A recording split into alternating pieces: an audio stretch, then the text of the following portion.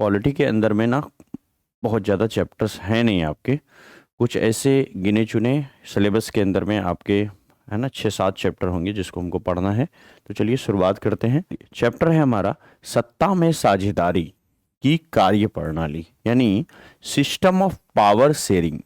जो हमारी सरकारें हैं है ना, तो हमारे देश के अंदर में जो पावर शेयरिंग है उसके अलग अलग सिस्टम्स के बारे में हम पढ़ेंगे। ना सिर्फ यहाँ पर एग्ज़ाम ओरिएंटेड कुछ कुछ थ्योरी को देखेंगे, बल्कि इसके अलावा महत्वपूर्ण जो यहाँ पर सवाल होंगे है ना, टोटल 90 क्वेश्चंस उसको भी यहाँ पर हम लोग करेंगे।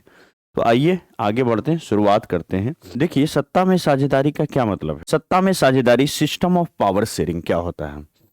देखो जैसे क्या है ना कि जनता जो है पब्लिक जनता जो है अपनी सरकार को सहमति देती है। जनता पहले अपने लिए एक सरकार चुनती है और उस सरकार को अपने लिए निर्णय लेने की मतलब अनुमति देती है, सहमति देती है कि आप हमारे लिए जो बेस्ट निर्णय होगा हमारे भविष्य के लिए वो आप हमारे लिए लो। ठीक है, इस प्रकार सरकार को उत्तरदायी बनाने में जनता महत्वपूर्ण भूमिका निभाती है। तो जनता ना सिर्फ सरकार को चुनती है बल्कि समय समय पर सरकार को रिस्पॉन्सिबल बनाने में भी बहुत महत्वपूर्ण भूमिका निभाती है।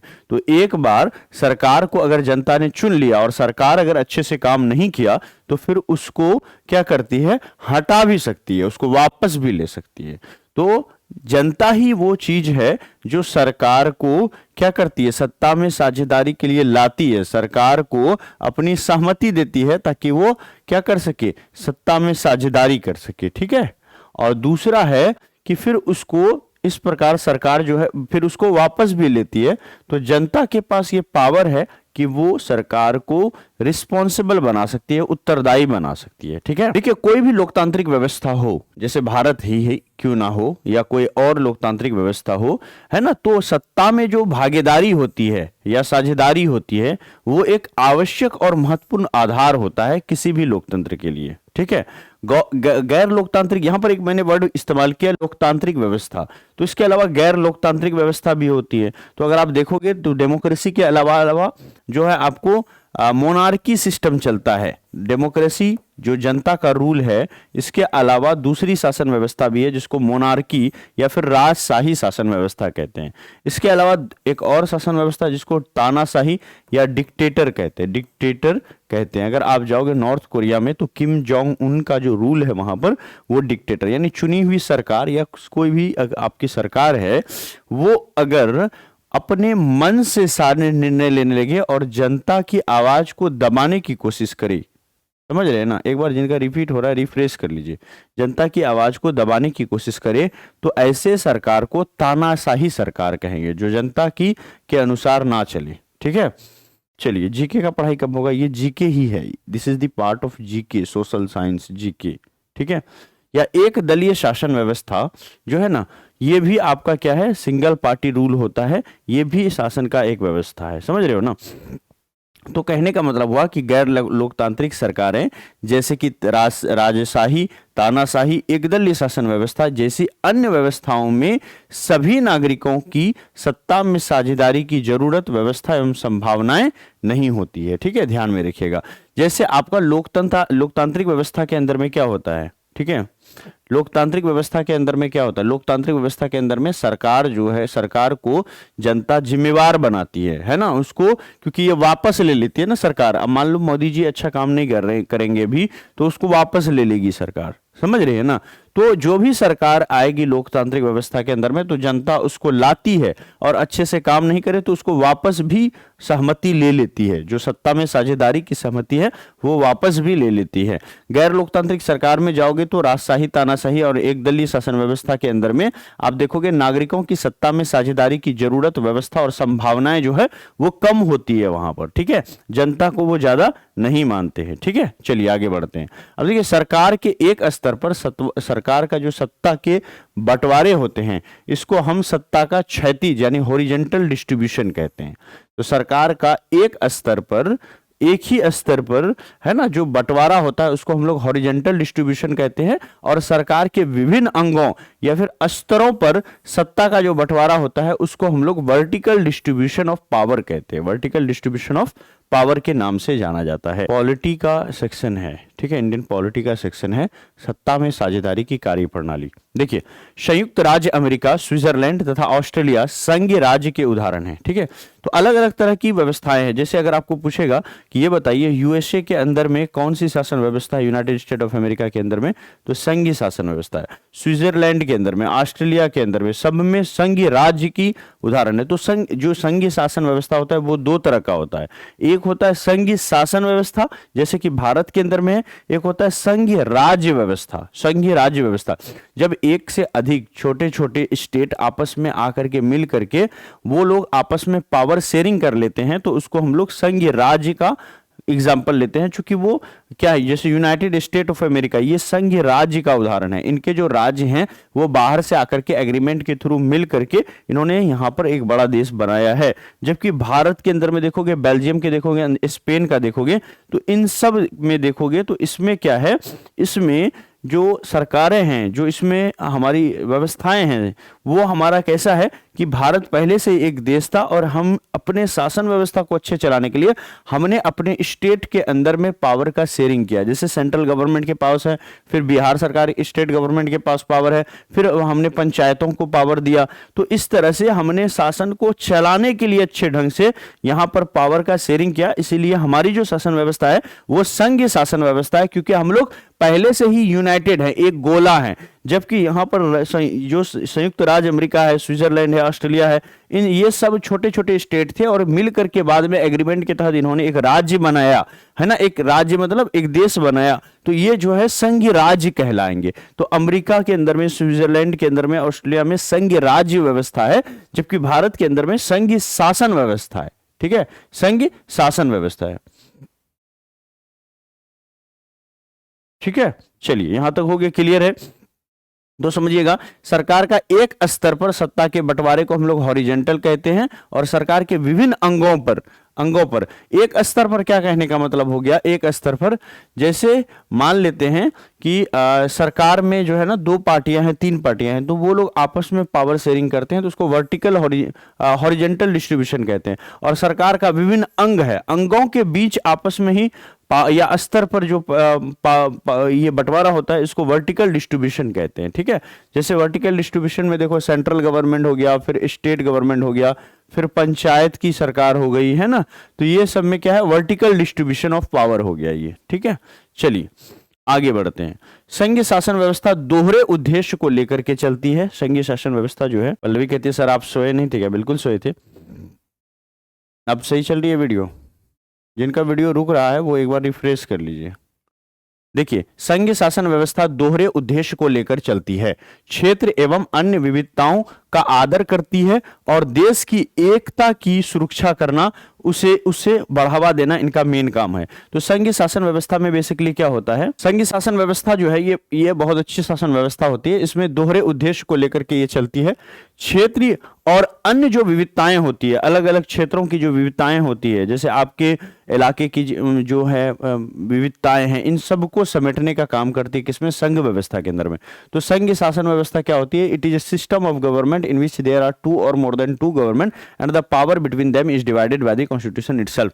संघीय शासन व्यवस्था में जैसे आपका सेंट्रल गवर्नमेंट हो गया, प्लस स्टेट गवर्नमेंट हो गया, ठीक है, ये सब प्लस जो है आपका इसके अंदर में पंचायत हो गया। ये इसके बीच में पावर का जो इतना हम लोग बंटवारा करते हैं सेंट्रल, स्टेट और पंचायत के बीच में, तो लोकल लेवल पर जो यहाँ पर जो लोग हैं वो खुद अपने लिए अपना प्रतिनिधि को चुन सकते हैं, जिससे क्या होती है, उसमें संतोष की भावना आती है और ज्यादा जो है वो केंद्र जो सरकार है उसको लेकर के ज्यादा वो गुस्से में नहीं रहती है या ज्यादा तनाव का सिचुएशन नहीं बनता है, क्योंकि वो अपने ही लोगों के द्वारा गवर्न करती है, ठीक है। तो संघीय शासन व्यवस्था दोहरे उद्देश्य को लेकर चलती है। पहला, एक तो वो क्षेत्र एवं अन्य विविधताओं का आदर करती है, दूसरा देश की एकता और सुरक्षा को भी बढ़ाती है। अगर देश के लोग ही संतुष्ट नहीं होंगे तो देश की एकता और सुरक्षा दोनों खतरे में पड़ जाएगी, समझ रहे हैं ना, दोनों ही खतरे में पड़ जाएगी। ठीक है, ध्यान में रखिएगा। 1946 ईस्वी में गठित संविधान सभा का आधार भी संघवाद था, यानी फेडरलिज्म था। हमारे जो जब हमारा क्या बना, हमारा संविधान सभा बना 1946 ईस्वी में, आपको पता है कैबिनेट मिशन भारत के अंदर में आया था, जिसमें 3 सदस्य थे, स्टेफोर्ड क्रिप्स, पैथिक लॉरेंस और एविग अलेक्जेंडर। ये तीनों जब आए तो इन्होंने संविधान सभा का पूरा बताया कि संविधान सभा किस तरह से होगा, एक रिपोर्ट प्रस्तुत किया। बाद में 9 दिसंबर 1946 ईस्वी को पहली बैठक हुई संविधान सभा की। तो ये जो संविधान सभा बनी थी, इसमें भी हमारा जो आधार था, बेस था, वो संघवाद था। हमने क्या किया, सेंट्रल लेवल पर जो बड़े नेता थे उनको तो लिया ही लिया, बल्कि स्टेट से भी अपने रिप्रेजेंटेटिव को मांगा, लोकल लेवल पर भी रिप्रेजेंटेटिव को मांगा, ताकि सबकी आकांक्षाओं इच्छाओं को हम लोग इस संविधान सभा में शामिल कर सके।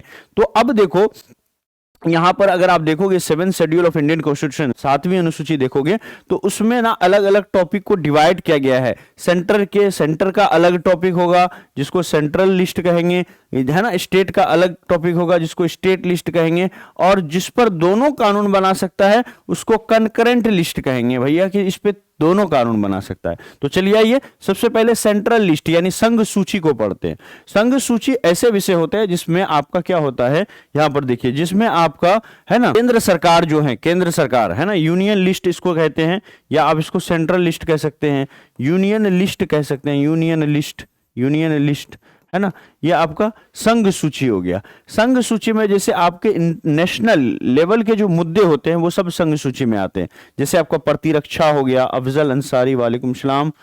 वीडियो सर अब वीडियो रुक रहा है, सेजल दास वीडियो रुक रहा है ना, तो आप एक बार रिफ्रेश कर लीजिए, कट करके दोबारा से चला लीजिए। ठीक है, तो देखो यहाँ पर जैसे आपका डिफेंस हो गया, ये नेशनल लेवल की चीजें हैं।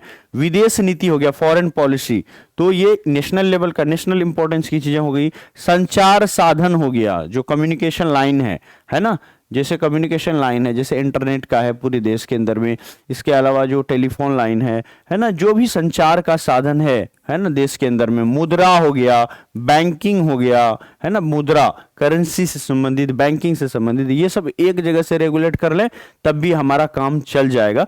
इसको बोलते हैं क्या, ये सारी चीजों, ये सारे ही टॉपिक्स को बोलेंगे। जैसे इसमें पोस्ट ऑफिस हो गया, तो इंडियन पोस्ट ऑफिस तो हर जगह है।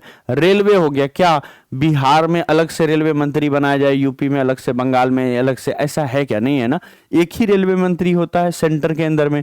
पोस्ट ऑफिस में भी क्या होता है, ये केंद्र सरकार के अंदर आता है। तो ये सारे ही टॉपिक्स जो केंद्र, जो नेशनल इंपॉर्टेंस की हैं, वो किसको, उस पर जो कानून बनाने का अधिकार है वो किसको मिला हुआ है, केंद्र सरकार को मिला हुआ है। इसी को हम लोग यूनियन लिस्ट कहते हैं, यूनियन लिस्ट या सेंट्रल लिस्ट कहते हैं, या संघ सूची कहते हैं। तो संघ सूची में जितने भी टॉपिक्स हैं उस पर कानून बनाने का अधिकार केवल और केवल केंद्र सरकार का है।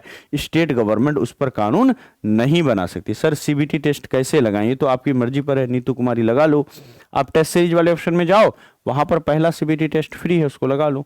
आपने बैच लिया है तो आपको सारा सीबीटी टेस्ट फ्री में मिल गया होगा, 11 सीबीटी टेस्ट, उसको जाकर के लगा लीजिए आप। ठीक है, आगे बढ़ते हैं। अब देखो टेस्ट सीरीज के ऑप्शन में जाकर के लगाना होता है, बड़ा आसान है, लगा लो। अब करके देखो ना।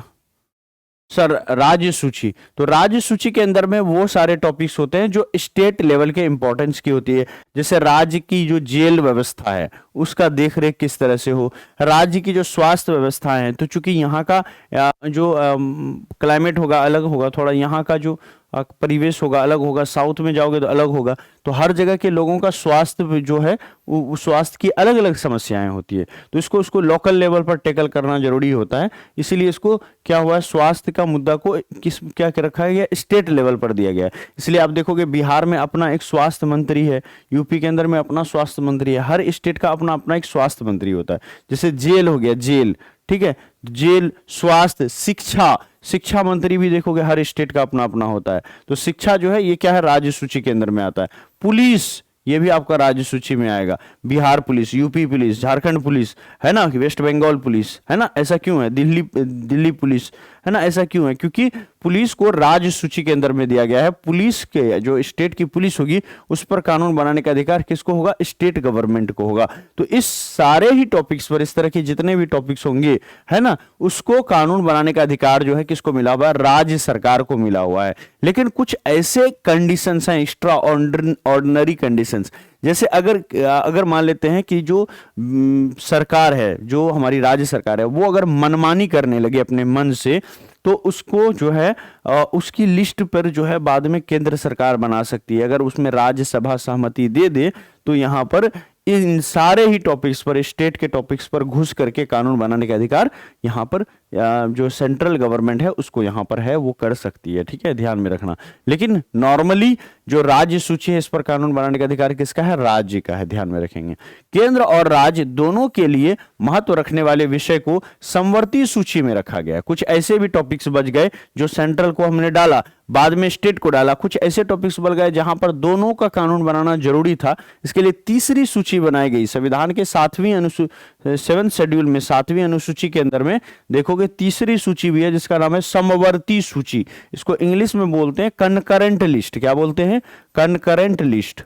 कनकरेंट लिस्ट कुछ ऐसे लिस्ट थे जो इंपॉर्टेंस के थे दोनों के लिए, तो इसको समवर्ती सूची में रखा गया। ठीक है, और बचे हुआ जो लिस्ट था इसको अवशिष्ट या बचे हुए विषय को है ना बनाने का अधिकार जो है केंद्र सरकार को बचा। यानी ये सबको बांटने के बाद सेंट्रल गवर्नमेंट, स्टेट गवर्नमेंट और जो कनकरेंट लिस्ट था, कनकरेंट लिस्ट में भी कुछ टॉपिक था जिसको आइडेंटिफाई कर पाए कि भैया दोनों कानून बनाएगा, तो चलो कनकरेंट में डाल देते हैं। कनकरेंट लिस्ट में जो दोनों कानून बनाएगा, लेकिन अगर वहां पर क्या है कि स्टेट गवर्नमेंट का पहले से पावर है और उसमें अगर सेंट्रल गवर्नमेंट ने फिर कोई नियम बना दिया, कोई यहां पर कानून ले आए सेम टॉपिक के ऊपर, तो सेंटर का चलेगा या स्टेट का चलेगा? तो आंसर होगा कि सेंट्रल गवर्नमेंट का चलेगा। कंकरेंट लिस्ट की सूचियों पर दोनों कानून बना सकते हैं। जैसे कोई एक सूची है, मान लेते हैं एक टॉपिक है पेन, और इस पर अगर कानून बनाती है केंद्र और राज्य दोनों सरकारें बना लेती है, तो राज्य सरकार की कानून इस पर नहीं चलेगी बल्कि किसका चलेगा? केंद्र सरकार की चलेगी। तो कंकरेंट लिस्ट में भी पावर ज्यादा किसको मिला हुआ है? सेंट्रल गवर्नमेंट को यहां पर मिला हुआ है। और इसके अलावा ये 3 टॉपिक जो आपके यहां पर थे, संघ सूची, राज्य सूची और समवर्ती सूची, इन तीनों में हमने दे दिया। तो क्या दुनिया में सारे टॉपिक्स खत्म हो गए? भारत के अंदर में नहीं, और भी हजारों टॉपिक्स आएंगे जो आपको आइडेंटिफाई नहीं है, अभी बाद में पता चलेगा कि भैया अच्छा ये भी हो सकता था। हम लोग कई बार होता है ना कि सारी चीज बैग में डाल लेते हैं कहीं जाने के लिए, फिर सोचते हैं अरे हम तो इसको भी ले सकते थे, वो तो हम भूल ही गए। तो वही सारा चीज है, जो बचा हुआ अवशिष्ट टॉपिक होगा उस पर कानून बनाने का पूरा अधिकार जो है केंद्र सरकार के ऊपर छोड़ दिया गया है। अब देखिए, सोवियत संघ के बारे में आप सभी जानते होंगे, यूएसएसआर के नाम से जाना जाता था सोवियत संघ। सोवियत संघ का विघटन का कारण क्या था? वहां शक्तियों का जमाव और अत्यधिक केंद्रीकरण कर दिया गया था। ठीक है, यानी सोवियत संघ में क्या हुआ था, ये एक संघ बनी थी जिसमें 13 से ज्यादा देश इसके अंदर में शामिल थे, है ना, यूएसएसआर के अंदर में। ये बाद में टूट गया, सारे ही देश ने एग्रीमेंट तोड़ करके बाहर निकल गए। पता है क्यों निकले? क्योंकि वहां पर शक्तियों का जमावड़ा हो गया था, है ना, केंद्रीकरण हो गया था। जो रूलर था ना, रूलर है ना, वो क्या कर रही थी, जो सरकार थी वो जो एक जगह सारा पावर को इकट्ठा कर ली थी। अलग अलग जो यहाँ पर इसके जो कहीं ना कहीं जो अलग अलग स्टेट थे जो इनमें शामिल थे, उनको पावर नहीं उतना दिया गया था जितना उनको दरकार थी पावर की। तो 1989 ईस्वी में सोवियत संघ का फाइनली विघटन कर दिया गया। विघटन हो गया, लोगों ने डिमांड किया कि भैया हमको आजाद कर दो, क्योंकि हमको जितना पावर मिलना चाहिए उतना पावर हमको नहीं मिल रहा है। क्लियर है? तो फाइनली यहां से क्या हुआ, यूएसएसआर का टुकड़ा हो गया। तो मेरा कहने का मतलब है कि लोग जब एक साथ मिल करके किसी शासन व्यवस्था के अंदर में रहते हैं तो सबको पावर शेयरिंग चाहिए, सबको प्रॉपर पावर चाहिए। आप घर में देख लो, एक बाप है और 4 बेटे हैं, तो भैया 4 बेटा में चौथा बेटा जो होता है वो भी चाहता है हमको उतना ही रिस्पेक्ट मिले, उतना ही अधिकार मिले घर के अंदर में। ऐसा नहीं कि सारा अधिकार भैया के अंदर पास हो, फिर क्या होगा, वो विद्रोह करेगा घर के अंदर में, पापा से मम्मी से कहेगा कि हमको भी पावर मिलना चाहिए, हम क्यों नहीं ये कर सकते हैं, हम क्यों नहीं अपना डिसीजन ले सकते हैं, हम क्यों नहीं ये काम कर सकते हैं, हमें भी पैसा चाहिए, हमें भी उतनी अथॉरिटी चाहिए, है ना। तो ये सब कुछ चाहिए। क्लियर है? चलिए आगे बढ़ते हैं। तो 1989 में सोवियत संघ को विखंडित कर दिया गया था फाइनली, और किसी राज्य के अस्तित्व और उसकी भौगोलिक सीमाओं को स्थायित्व पर संसद का नियंत्रण होता है। ठीक है, ध्यान में रखिएगा, कोई भी राज्य है उसका जो अस्तित्व है ना, कि राज्य का क्या नाम होगा या उसकी जो भौगोलिक बॉर्डर होगी, इसको चेंज करने का अधिकार भारत के अंदर में किसको मिला हुआ है? तो यहां पर संसद को मिला हुआ है। ठीक है, चलिए आगे बढ़ते हैं। संविधान की 8वीं अनुसूची में 22 भाषाओं को रखा गया है। तो कई बार प्रश्न पूछता है ना कि ये बताइए कि संविधान की जो 8वीं अनुसूची है, 8th शेड्यूल है, 8th शेड्यूल, 8th शेड्यूल है, संविधान की जो 8वीं अनुसूची है, इसमें कुल कितने भाषाओं का जिक्र है? देखो हम लोग क्यों सत्ता का जो है विकेंद्रीकरण क्यों करते हैं, डिसेंट्रलाइजेशन ऑफ डेमोक्रेसी क्यों करते हैं, सेंट्रलाइजेशन नहीं करते हैं, पावर को सेंटर में ना रख करके हम पावर को बांटते हैं, है ना, दूसरे लेवल पर। जैसे हमारे पास यहाँ पर सेंट्रल गवर्नमेंट है, फिर स्टेट गवर्नमेंट को पावर देते हैं, भैया स्टेट का मुद्दा है तुम खुद इस पे रूल कर लो, है ना। सेंटर को पावर देने के बाद स्टेट को देते हैं, स्टेट वाले अपना पावर शेयर करके किसको, पंचायत को दे देते हैं कि भैया लोकल लेवल पर मुखिया होगा, सरपंच होगा, गांव की जो ये होगी, कहाँ पर तालाब बनेगा, कहाँ पर सामुदायिक भवन बनेगा, कहाँ कहाँ से रोड जो है वो जाएगा, ये सारे ही निर्णय, है ना, लोग, गांव के लोग कैसे रहेंगे, कैसे जीवन यापन करेंगे, उनको क्या क्या चीजें जरूरी है, एक फंड उनको स्टेट गवर्नमेंट दे देती है और उनको अपने नीड्स के हिसाब से जनता से ही पूछा जाता है, बताइए हमारे पास ये इस तरह से इतना 1000 करोड़ का फंड आया हुआ है, इस फंड को हम कहाँ पर खर्च करें। ठीक है, सोनी कुमारी वीडियो को रिफ्रेश कर लीजिए, यानी ऐप को थोड़ा सा 2-4 स्टेप पीछे जाइए या ऐप को बंद कर दीजिए, दोबारा से आप ऐप को ओपन कर लीजिए। यूट्यूब पे कमेंट नहीं हो पा रहा है, पल्लवी सिंह, ऐसी तो कोई दिक्कत आनी नहीं चाहिए, मे बी आपने कुछ लिखा होगा तो हो सकता है आपको ब्लॉक किया गया होगा। ठीक है, चलिए, नगरीय शासन व्यवस्था भी क्या होती है, त्रिस्तरीय होती है। नगर में भी 3 स्तर होता है। ठीक है, ये तो हुआ हमने गांव की बात किया, पंचायत लेवल पर। अगर आप शहर में भी जाओगे तो 3 स्तर होता है। सबसे पहला है नगर पंचायत, दूसरा है नगर परिषद, तीसरा है नगर निगम। 3 तरह की शासन व्यवस्था होती है, नगर पंचायत, नगर परिषद और फिर नगर निगम होता है। ठीक है, अब आओ, यहाँ पर कुछ संस्थाएं दिए हुए हैं और संस्थाओं के जो पदाधिकारी है उनका नाम दिया हुआ है। अगर आप जाओगे ग्राम पंचायत के लेवल पर, ग्राम पंचायत का प्रधान जो है वो कौन होता है, मुखिया होता है। उसी तरह से ग्राम पंचायत का जो सचिव है, ग्राम पंचायत का सचिव, इसको ग्राम सेवक के नाम से जाना जाता है। ग्राम कचहरी का जो हेड होता है वो कौन होता है, सरपंच होता है। पंचायत समिति का जो हेड होता है वो कौन होता है, प्रमुख होता है। ठीक है, ध्यान में रखिएगा। आगे आते हैं, ग्राम पंचायत का जो सचिव होता है उसको ग्राम सेवक के नाम से जाना जाता है। पंचायत समिति का जो सचिव होता है, पंचायत समिति का जो सदस्य होता है वो कौन होता है, सचिव होता है। पंचायत समिति का जो सचिव होगा वो कौन होगा, बीडीओ होगा, ब्लॉक डेवलपमेंट ऑफिसर होगा। जिला परिषद जो है ना, ये क्या होता है भैया, जिला परिषद का आप देखोगे संस्था है और इसका पदाधिकारी कौन होता है, अध्यक्ष होता है यहाँ पर। नगर पंचायत का अध्यक्ष होता है, नगर परिषद का ये सब क्या होता है, अध्यक्ष होता है। ठीक है, चलिए अब आते हैं राष्ट्रीय स्तर पर पंचायती राज प्रणाली की विधिवत शुरुआत कब से हुई थी। तो ये सवाल काफी इंपॉर्टेंट है और एग्जामिनेशन में आपको पूछा जा सकता है कि राष्ट्रीय स्तर पर पूरे नेशनल लेवल पर पंचायती राज प्रणाली की विधिवत शुरुआत बलवंत राय मेहता समिति थे, ये है ना, इनकी अनुशंसाओं के आधार पर 2 अक्टूबर 1959 ईस्वी को राजस्थान के नागौर जिले से पंचायती राज व्यवस्था की शुरुआत हुई। तो अगर आपसे पूछा जाए कि ये बताइए, पढ़ाई पर ध्यान दे दो, मे भी हो सकता है कुछ बोला होगा, कुछ ऐसी चीजें, तो मे भी उसको टीम के द्वारा ब्लॉक किया गया होगा, मुझे नहीं पता कि एक्चुअल में क्या था नहीं था, और उसकी रिपोर्ट बना के हम लोग नहीं रखते हैं क्योंकि वो इंस्टेंट ब्लॉक होती है या कोई बात होती है। मुझे नहीं लगता कि ब्लॉक किया गया होगा पल्लवी सिंह को, ठीक है, क्योंकि बहुत अच्छी स्टूडेंट है। तो मे बी कुछ टेक्निकल इशू होगा, तो आप उनको थोड़ा रिफ्रेश वगैरह करके देख लीजिएगा। ठीक है, अब देखिए, राष्ट्रीय स्तर पर पंचायती राज प्रणाली की विधिवत शुरुआत बलवंत राय मेहता समिति की अनुशंसाओं के आधार पर 2 अक्टूबर 1959 ईस्वी को राजस्थान के नागौर जिले से हुई थी। तो अगर ये प्रश्न कितनी बार पूछा है कि भारत के अंदर में पंचायती राज व्यवस्था की शुरुआत कहां से हुई थी, आंसर होगा राजस्थान से हुई थी। भारत में पंचायती राज की प्रणाली की जो आई वो कौन सी अनुशंसा के आधार पर हुई थी, ठीक है, तो वो जो है हमारा बलवंत राय मेहता समिति की अनुशंसाओं के आधार पर हुआ था। बिहार में पंचायती राज जो व्यवस्था है, इसका स्वरूप अगर देखोगे तो ग्राम पंचायत होता है, पंचायत समिति होता है, फिर उसके बाद जिला परिषद का इस तरह से होता है। भारतीय संविधान में देश की विरासत और गांधीवादी मूल्यों को देखते हुए, है ना, स्थानीय स्वशासन का जिक्र संविधान के अंदर में directive principle of state policy, राज्य के नीति निर्देशक तत्व में किया गया है और इसको अनुच्छेद 40 में लिखा गया है। तो कई बार पूछा जाता है कि भारतीय संविधान के अंदर में जो पंचायत का जिक्र है या स्थानीय स्वशासन है उसका जिक्र कहां पर किया गया है, तो याद रखिएगा स्थानीय स्वशासन, स्थानीय स्वशासन। तो स्थानीय स्वशासन का जिक्र जो है वो अनुच्छेद 40 के अंदर में किया गया। ये सवाल कई बार पूछा है, महत्वपूर्ण कैटेगरी के अंदर में इसको वीवीआई कैटेगरी में रख सकते हैं हम लोग। सन 1991 ईस्वी में संविधान के 73वें संविधान संशोधन के द्वारा संविधान के भाग 9 में पंचायती राज अधिनियम को शामिल किया गया है। किसको?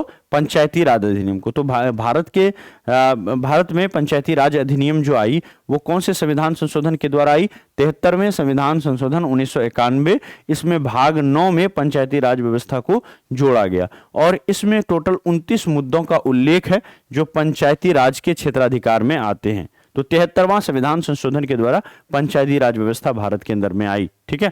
बिहार में ग्राम पंचायत की तरह नगरीय शासन व्यवस्था भी है। आप इसको देखोगे तो इसमें केवल 12वीं अनुसूची में इसका जो उल्लेख है वो 12वीं अनुसूची के अंदर में आपको देखने को मिलेगा। ठीक है। वैशाली का लिच्छवी जो गणतंत्र है ये लोकतांत्रिक शासन का व्यवस्था का बहुत अच्छा एक उदाहरण है। पंचायती राज प्रणाली की स्थापना भारत में लोकतांत्रिक चेतना जागृत करने के उद्देश्य से की गई थी यहाँ पर। ठीक है। अब आइए यहाँ पर कुछ डिटेल देख लेते हैं, जैसे कि भैया ये बताइए कि ग्राम पंचायतों की का जो स्थापना है वो कितनी आबादी पर होता है। तो आप देखेंगे कि राज्य सरकार जो है 7000 की औसत आबादी में ग्राम पंचायत, ये एक पंचायत है, उसकी व्यवस्था कर देती है। तो अगर आपके इलाके की जो ये है जनसंख्या है वो 7000 या उससे ज़्यादा है तो आपके यहाँ पर एक अलग से ग्राम पंचायत बनेगा। जैसे कोई ग्राम पंचायत है उसमें अगर ज़्यादा जनसंख्या है तो एक इलाके को काट करके अलग से उसमें पंचायत बनाया जा सकता है अगर उसकी आबादी 7000 पुर रही होगी तो 7000 की आबादी पर औसतन एक ग्राम पंचायत होता है। 5000 की आबादी पर हमारा एक पंचायत समिति होता है, पंचायत समिति का प्रावधान है। उसी तरह से 50,000 की आबादी पर जिला परिषद का प्रावधान है। जिला परिषद का जो लेवल होता है वो 50,000 आबादी का होता है। और 3 लाख से अधिक जनसंख्या वाले शहरों में नगर निगम है, नगर निगम है। ठीक है। तो बड़ा शहर जिसकी आबादी 3 लाख से ज्यादा है वहां पर क्या बनती है? नगर निगम जो है बनती है। बिहार में अगर आप देखोगे तो पंचायती राज अधिनियम, एक कानून लाया गया था, पंचायती राज अधिनियम 2006। इसके तहत महिलाओं को 50% आरक्षण जो है पंचायतों में दिया गया। कहां पर दिया गया? पंचायतों के अंदर में। ये बहुत इंपॉर्टेंट टॉपिक है, ये बहुत इंपॉर्टेंट टॉपिक है। वीवीआई कैटेगरी में आप इसको रख सकते हो, वीवीआई कैटेगरी में। ठीक है। वीवीआई कैटेगरी में क्या है भैया? ये क्या है? तो बिहार जो है, बिहार में पंचायती राज अधिनियम 2006 के तहत महिलाओं को 50% आरक्षण का अधिकार दिया गया है। ठीक है। 50% आरक्षण। तो एक प्रश्न पूछता है कि ये बताइए कि महिलाओं को 50% आरक्षण कहां पर है ना? केंद्र में है या फिर क्या कहते हैं स्टेट में है? तो आंसर क्या होगा? बिहार में पंचायती राज अधिनियम 2006 के तहत है ना, महिलाओं को 50% का आरक्षण जो है दिया गया है बिहार के अंदर में। ठीक है। ये कहां पर मिला है? तो ये पंचायतों में मिला है, पंचायती राज व्यवस्था के अंदर में मिला है। बिहार पंचायती राज अधिनियम 2006 के तहत महिलाओं को 50% आरक्षण का प्रावधान है। ये लाइन मैंने ऊपर बता दिया। यूनानी विद्वान थे, नाम था मेगास्थनीज, और मेगास्थनीज की किताब थी जिसका नाम क्या था? इंडिका। इन्होंने अपनी इंडिका बुक में मौर्य साम्राज्य की राजधानी पाटलिपुत्र में नगर पालिका संगठन के बारे में बहुत अच्छे से चर्चा किया है कि मौर्य काल में किस तरह से नगर पालिका जो है वो चल रही थी। तो मेगास्थनीज की जो किताब है उसका नाम क्या है? इंडिका। या इंडिका जो है बुक है वो किसकी है? तो आंसर क्या होगा? मेगास्थनीज का है। भारत में सबसे पहले मद्रास में नगर निगम की स्थापना हुई थी। ये चीज आपका डीएलएड के पीवाईक्यू में पूछा गया है, डीएलएड एंट्रांस के पीवाईक्यू में पूछा गया है। आपके एग्जामिनेशन में भी पीवाईक्यू में जो है ये सवाल कई बार पूछा गया है और आने की संभावना है। तो कई बार हम लोग फोकस इस बात पर करते हैं कि ये बताइए पंचायती राज व्यवस्था की शुरुआत कहां से हुई थी? एक प्रश्न है ना। तो आंसर क्या होगा? राजस्थान के नागौर जिले से पंचायती राज व्यवस्था की शुरुआत 2 अक्टूबर 1959 को बलवंत राय मेहता की समिति की अनुशंसाओं पर किया गया था। लेकिन अगर आपसे पूछ लें हम यहां पर, ये बताइए कि जो नगर निगम है भारत में सर्वप्रथम है ना, नगर निगम की स्थापना कहां पर हुई थी? वो तो थी पंचायत वाली। अगर बात पंचायत की आएगी तो 1959 में राजस्थान से पंचायती राज व्यवस्था की शुरुआत की गई थी। अगर बात आएगी नगर निगम की तो भारत में 1688 ईस्वी में मद्रास चेन्नई की जो है चेन्नई नगर निगम की स्थापना की गई थी। तो कहां से नगर निगम की स्थापना हुई थी? तो मद्रास में नगर निगम की स्थापना सबसे पहले हुई थी 1688 ईस्वी में। और बिहार में सर्वप्रथम पटना में 1952 में नगर निगम की जो है स्थापना की गई थी। अगर बिहार की बात करेंगे तो पटना जो है सबसे पहला नगर निगम बना था, जो कि 1952 ईस्वी में यहाँ पर बन के तैयार हुआ था, बना था नगर निगम के तौर पर। बिहार का पहला नगर निगम क्या है? पटना है, जो कि 1952 में बना। और अगर देश का अगर नगर निगम पूछें, देश में पहला नगर निगम कहां पर बना था, तो मद्रास चेन्नई के अंदर में हुआ था। क्लियर है? आगे बढ़े, यहां तक क्लियर है? बहुत बढ़िया। अब आते टेस्ट के ऊपर, फटाफट 90 क्वेश्चन लगा लेते हैं। चूंकि थ्योरी आपने पढ़ा है तो टेस्ट में हम लोग ज्यादा समय देना ही नहीं चाहिए हम लोगों को। हम लोग क्विकली रहेंगे, फास्ट रहेंगे। 1 से लेकर 90 तक आप लोग लाइनिंग कर दीजिए और हम लोग यहाँ पर टेस्ट लगा लेते हैं। फटाफट टेस्ट लगाएंगे। देखिए, आप लोगों में से बहुत सारे लोग तैयारी कर रहे हैं, आप लोगों को काफी मजा आ रहा है। ड्रीम सेवक जो टीचर्स है वो आपकी उम्मीदें और आकांक्षाओं पर उतर रहा है। देखो, 100% तो दुनिया में कुछ नहीं होता है। हम लोग पूरी प्रयास में रहते हैं कि आपका एग्जामिनेशन बहुत अच्छा जाए, आपका एग्जाम अच्छा चला जाए, वही हमारे लिए बहुत कुछ होता है। ठीक है, तो एक चीज ध्यान रखिएगा कि आपके छोटे भाई बहनों के लिए, ठीक है, रिश्तेदारों के लिए, दोस्तों के लिए हमने क्या किया है, ड्रीम सेवक आईएएस की जो नई बैच लॉन्च की है, भारत न्यू लाइव बैच। ठीक है, तो आप अलग एग्जाम की तैयारी कर रहे हो, अलग बात है, लेकिन डीएलएड की भी आप तैयारी कर रहे हो। तो डीएलएड के अंदर में भारत न्यू लाइव बैच जो थी, इसमें हम एक बड़ी ऑफर लेके आ रहे हैं। एक तो इसमें हमने सीबीटी टेस्ट दे दिया है, दूसरा प्रिंटेबल नोट्स भी, इसका SP note, short printable notes भी आ रहा है, प्लस इसकी जो फी है ना वो देखेंगे, हमने इसमें भी डिस्काउंट दिया है।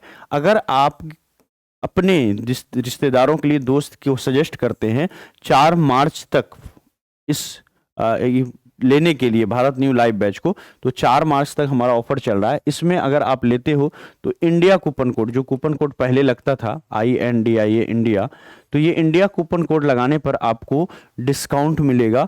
और 449 रुपए की फी नहीं, मात्र 399 रुपए में 100 से 100 चैप्टर लगभग की थ्योरी प्लस टेस्ट प्लस इसकी जो बोर्ड की पीडीएफ है वो मिल जाएगी, प्लस ये जो 149 रुपए का सीबीटी टेस्ट है वो भी मिलेगा, और शॉर्ट प्रिंटेबल नोट्स भी मिलेगा। और आप लोगों में से जितने भी लोगों ने, है ना, या फिर आपके जितने भी दोस्तों ने हमारे यहाँ से कोर्स लिया, हमने सबका सीबीटी टेस्ट फ्री में एक्टिवेट किया है। यहाँ पर कुछ लोगों ने पहले ही परचेज कर लिया था, उनको बहुत बहुत दिल से धन्यवाद। लेकिन बाद में हमने निर्णय लिया कि सीबीटी टेस्ट जो है हम वहाँ पर सारे ही लोगों को देंगे, क्योंकि इसकी बहुत इंपॉर्टेंस है और इसकी नीड थी आपको। ठीक है, चलिए, तो आपके रिलेटिव में जो भी छूट रखा है, ये जो ऑफर आई हुई इंडिया कूपन कोड लगा करके मात्र 399 रुपए में हम इसको ले सकते हैं, तो ये जरूर प्रोवाइड करें। या सिर्फ उनको सीबीटी लेना है तो सीबीटी दिला दें। सिर्फ अगर आपको शॉर्ट प्रिंटेबल नोट्स लेना है तो वो लॉन्च हो जाएगी आपको मंडे से ट्यूसडे तक, तो उसको आप दिला सकते हैं।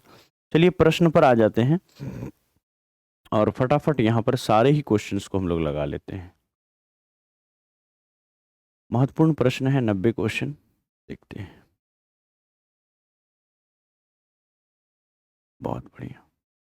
चलिए, पहला प्रश्न आपके सामने ये रहा। कहते हैं कि सत्ता में साझेदारी सही है। सत्ता में साझेदारी सही है। ठीक है, सत्ता में साझेदारी सही है क्योंकि यह विविधता को अपने में समेट लेती है। बहुत अच्छी बात है भैया। सत्ता की एकता को कमजोर करती है, गलत बात है। फैसले लेने में अनावश्यक व्यवधान होता है, गलत बात है। विभिन्न समुदायों के बीच टकराव होता है, ये नहीं है। तो आंसर हो जाएगा ए नंबर, कि सत्ता में साझेदारी सही है क्योंकि यह विविधता को अपने में समेट लेती है। तो करेक्ट आंसर हो जाएगा ए नंबर। अगला सवाल है, यूरोपीय संघ का मुख्यालय कहां पर है? यूरोपीय संघ का जो मुख्यालय है ये कहां पर है? फटाफट बताएंगे आप सभी लोग। नीतू, रूबी, प्रीति, दीपा, इफ़त, बबली, बहुत बढ़िया। तो याद रखिएगा, यूरोपीय संघ का जो मुख्यालय है यूरोपियन यूनियन का, वो ब्रसेल्स के अंदर में है। यूरोपियन यूनियन जो है एक संगठन है जो यूरोप के सारे देश हैं वो इसके अंदर में आते हैं, और इसका जो मुख्यालय है वो ब्रसेल्स के अंदर में है। तो करेक्ट आंसर हो जाएगा सी, ब्रसेल्स। गठबंधन सरकार, जो गठबंधन सरकार बनती है, इसकी पकड़ प्रशासन पर कैसी होती है? देखो, गठबंधन होता है ना, तो उसमें एक से ज्यादा से स्टेक होल्डर होता है।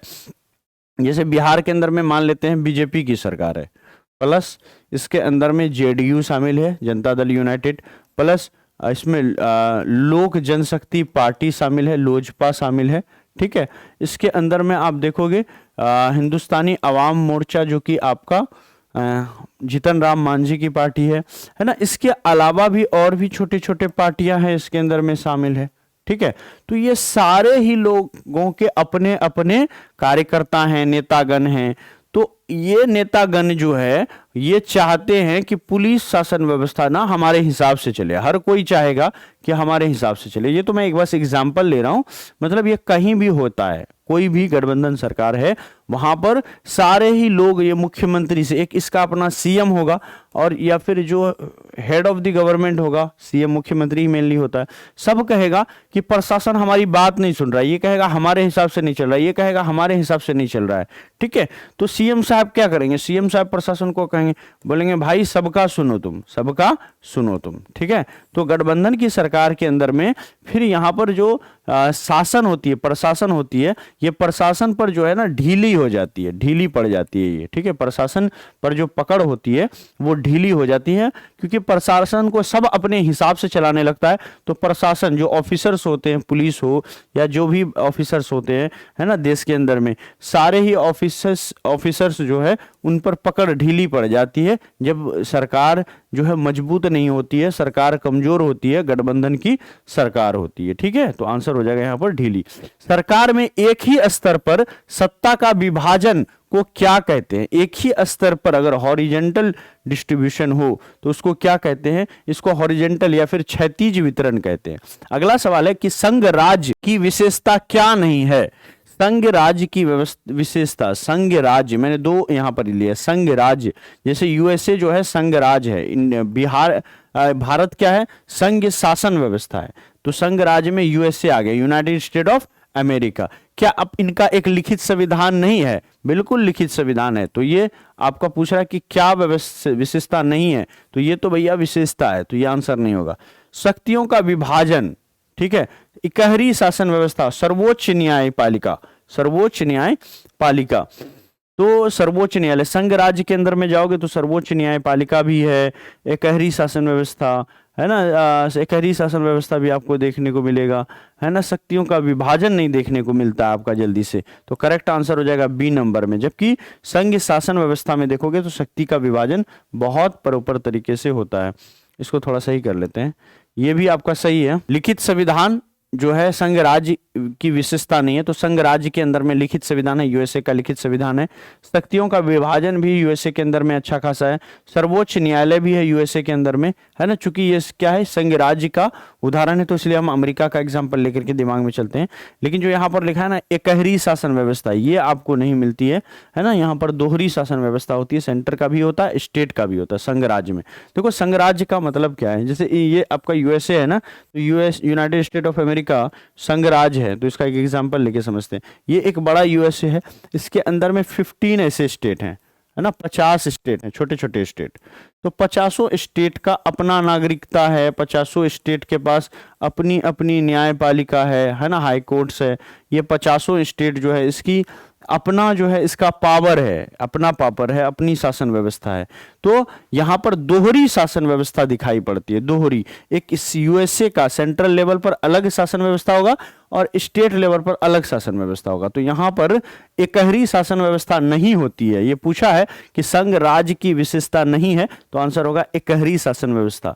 संघ राज्य का उदाहरण है दोहरी शासन व्यवस्था, यहां पर लिखा इकहरी शासन व्यवस्था, तो आंसर 5 का सी होगा कि भैया ये संघ राज्य की विशेषता नहीं है। क्लियरली समझ में आया?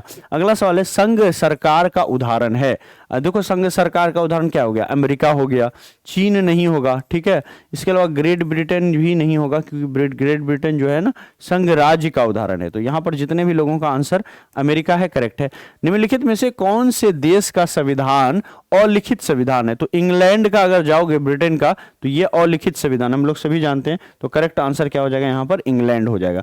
अगला सवाल है ब्रिटेन एक राज्य है, ब्रिटेन किस तरह का राज्य है? तो अगर ब्रिटेन के बारे में देखोगे तो ब्रिटेन जो है ये हमारा एकात्मक राज्य है, एकात्मक है, ठीक है, संघवाद नहीं है यहाँ पर। अगला प्रश्न, निम्नलिखित देशों में से किस देश में संघात्मक शासन व्यवस्था नहीं है? संघात्मक शासन व्यवस्था, देखो भारत के अंदर में संघात्मक है। संघात्मक क्या होता है? जहां पर स्टेट, जैसे जहां पर कंट्री पहले से था, बाद में इसने अच्छे से रूल करने के लिए अलग अलग स्टेट बना लिया, स्टेट इन्होंने बनाया, डिवाइड किया। जैसे भारत के अंदर में आजादी के समय में देखोगे कम स्टेट था, लेकिन बाद में अभी बढ़ते बढ़ते तक कितने आ गए, ठीक है, काफी ज्यादा हम लोग यहाँ पर बढ़ करके 28 स्टेट और 8 जो है यहाँ पर हम लोग यूनियन टेरिटरीज बन गए। क्यों? क्योंकि अच्छे से हम लोग रूल कर पाए। तो ऐसी शासन व्यवस्था जिसमें रूल करने के मकसद से डिवाइड किया जाता है, एक ही गोला को तोड़ करके रूल करने के माध्यम से अलग अलग गोला बना दिया जाए, तो इसको हम लोग संघात्मक शासन व्यवस्था कहेंगे। ठीक है, हम लोग टूटे नहीं है, भारत एक ही है, बस हम लोग उसको थोड़ा पावर को शेयर किए हैं अपने छोटे छोटे टेरिटरीज के साथ, तो इसको संघात्मक शासन व्यवस्था कहेंगे। अलग से यूपी बिहार कहीं से उठ के नहीं आया था। यूपी कल को इंडिपेंडेंट स्टेट नहीं था, बिहार भी नहीं था, ये सब इंडिया का पार्ट था। धीरे धीरे इन सब का जन्म हुआ, जैसे आपके सामने भी जन्म हुआ है तमिलनाडु का, इसका देखोगे आप, आंध्र प्रदेश का जो हुआ है, आंध्र प्रदेश का डिवीजन हुआ जिसमें तेलंगाना वहां पर जाकर के बना। तो ये हमने कैसे किया? इस पर रूल करने के लिए किया। तो निम्नलिखित देशों में से किस देश में संघात्मक शासन व्यवस्था नहीं है? तो देखो, भारत के अंदर में संघात्मक शासन व्यवस्था है, तो ये आंसर नहीं होगा, है ना। फ्रांस, स्विट्जरलैंड और बेल्जियम, बेल्जियम के अंदर में भी जाओगे तो यहां पर आपको पावर शेयरिंग अच्छा खासा देखने को मिलता है। सेहरा बानो करेक्ट है, मुसर्रत, ठीक है। चलिए, बेल्जियम के अंदर में भी जाओगे तो यहाँ पर अच्छी खासी पावर शेयरिंग आपको देखने को मिलती है। तो 9 का यहाँ पर जितने भी लोग आंसर दे रहे हैं, फ्रांस उनका बिल्कुल करेक्ट है। फ्रांस में संघात्मक शासन व्यवस्था नहीं है। इसके अलावा स्विट्जरलैंड में है, बेल्जियम में है। भारत में संविधान सभा का गठन कब हुआ था? तो 1946 में हुआ था। कैबिनेट मिशन की अनुशंसा पर हुआ था। कैबिनेट मिशन आया था जिसमें 3 सदस्य थे, स्टेफोर्ड क्रिप्स, एवी अलेक्जेंडर और पैथिक लॉरेंस थे। और संविधान सभा की पहली बैठक, जो पहली बैठक हुई थी, पहली बैठक, इसके अध्यक्ष कौन थे? तो इसके पहली बैठक हुई थी 9 दिसंबर 1946 ईस्वी को। अगर पूछेगा कि पहला अध्यक्ष कौन था, पहला अध्यक्ष पूछेगा, पहला अध्यक्ष पूछेगा, तो इसके पहले अध्यक्ष थे कौन? बताइए जल्दी से, पहले अध्यक्ष कौन थे? और इसके जो परमानेंट अध्यक्ष थे, अगर सिर्फ पूछ लेगा कि अध्यक्ष कौन थे, तो आंसर क्या होगा? राजेंद्र प्रसाद, डॉक्टर राजेंद्र प्रसाद इसके अध्यक्ष थे संविधान सभा के, राजेंद्र प्रसाद। और अब बताइए पहले अध्यक्ष कौन थे? तो सच्चिदानंद सिन्हा थे। कौन थे भैया? सच्चिदानंद सिन्हा जी जो हैं, इसके क्या थे? पहले अध्यक्ष थे। किसका? इसका, संविधान सभा का। और बाद में जो अध्यक्ष बने वो कौन थे? डॉक्टर राजेंद्र प्रसाद। होता है ना कि बुजुर्ग व्यक्ति को टेम्पररी अध्यक्ष चुना जाता है और उनकी निगरानी में फिर क्या होता है? अध्यक्ष का चुनाव होता है। तो बाद में अध्यक्ष का चुनाव हुआ और परमानेंट अध्यक्ष के तौर पर डॉक्टर राजेंद्र प्रसाद को यहाँ पर परमानेंट अध्यक्ष चुना गया। तो आगे बढ़ते हैं। संविधान सभा का गठन 1946 में हुआ था। अगला सवाल, इनमें से किस राज्य को विशेष राज्य का दर्जा प्राप्त है? तो देखोगे ना, विशेष राज्य का दर्जा पाने का एक कैटेगरी होता है। अगर आपका कोई बॉर्डर एरिया में हो, जहां पर आप अगर बॉर्डर स्टेट में हो तो वहां पर विशेष राज्य का दर्जा मिलता है। अगर आप पहाड़ी क्षेत्र में हो, जहां पर ज्यादा ग्रो करने का आपका लिमिट नहीं है, तो वहां पर जो है ना आपका क्या होगा? विशेष राज्य का दर्जा मिलेगा। अगर बहुत ज्यादा सुखाड़ है, मरुस्थल है, तो वहां पर भी आपको देखने को मिल सकता है। तो बेसिकली अगर आपका क्लाइमेट का सताया हुआ स्टेट है ना, कहते हैं ना कि यार का सताया हुआ है, तो वो क्लाइमेट का अगर सताया हुआ है तो फिर वहां पर विशेष, चूंकि वहां पर इकोनॉमिक एक्टिविटीज अपॉर्चुनिटीज कम होती है, तो इकोनॉमिक अपॉर्चुनिटीज कम होने से विशेष राज्य का दर्जा देती है केंद्र सरकार। और इनको पैसे ज्यादा मिलती है। पैसा जो है, पैसा वो बोरा भर भर के मिलता है विशेष राज्य के दर्जा वाले स्टेट के अंदर में। तो इनमें से किस राज्य को विशेष राज्य का दर्जा? अगर हम नहीं पढ़ेंगे ना, तब भी एक माइंड में आइडिया आएगा कि उत्तराखंड जो है ना, ये पहाड़ी इलाका है, ठीक है, जबकि बिहार, पंजाब, बिहार तो आज तक विशेष स्टेट का दर्जा मांग रहा है लेकिन नहीं मिला है। पंजाब को नहीं है, झारखंड को भी नहीं है। तो ये क्या है भैया? उत्तराखंड है। मैंने बता दिया ट्रिक की, देखना हिली एरिया का जो होगा वो हमारा क्या होगा?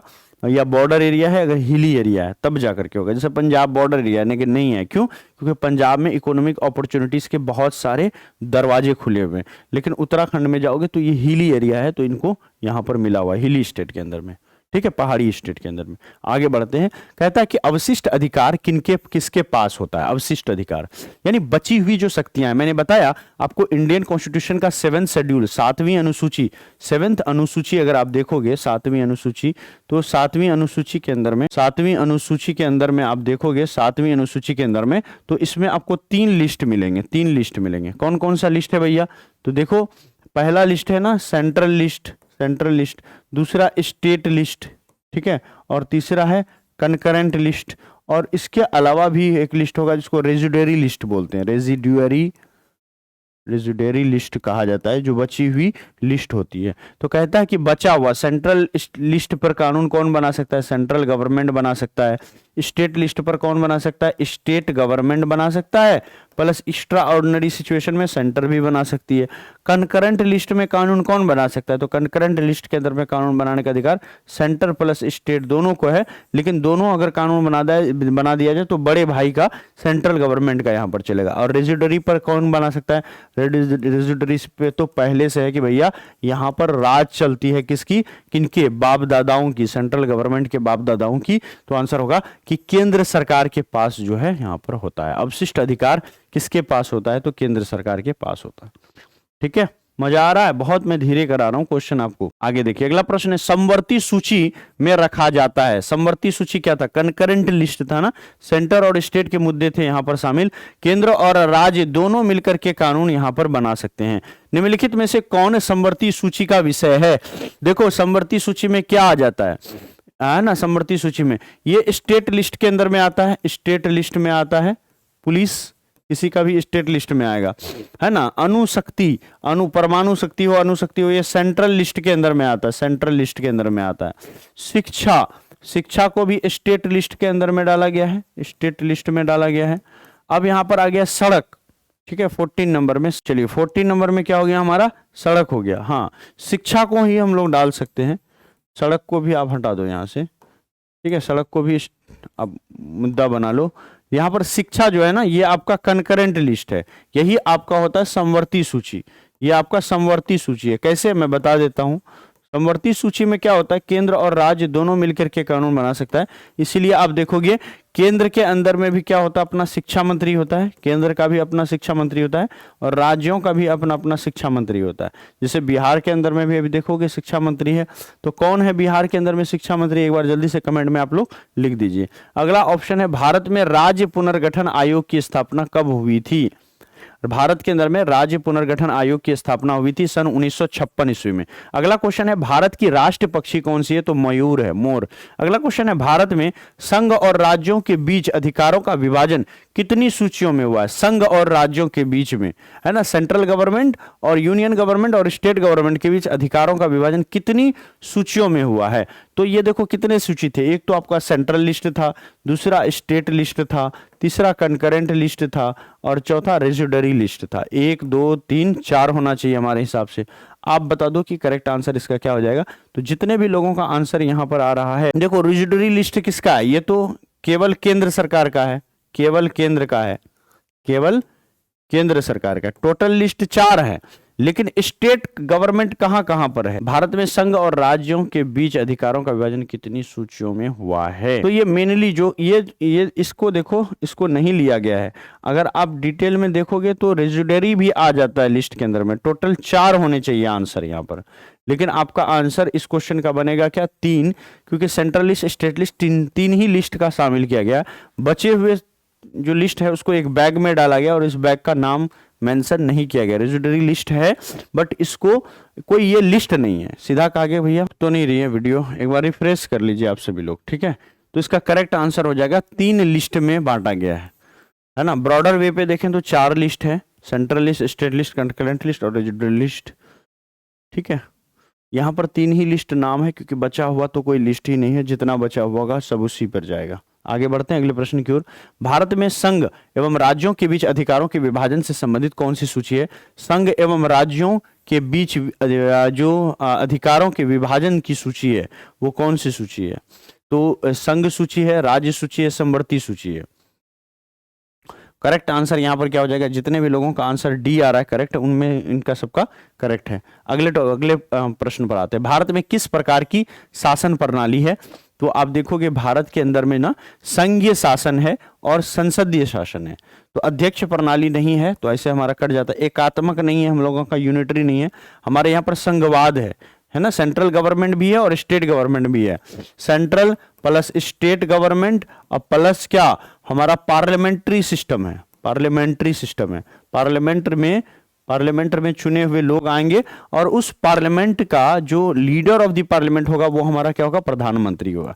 हमारे यहाँ पर संघीय और संसदीय व्यवस्था है, ध्यान में रखिएगा, संघीय और संसदीय। ये बहुत इंपॉर्टेंट प्रश्न हो जाता है, वीवीआई प्रश्न हो जाता है, ध्यान में रखिएगा, आ सकता है एग्जाम में।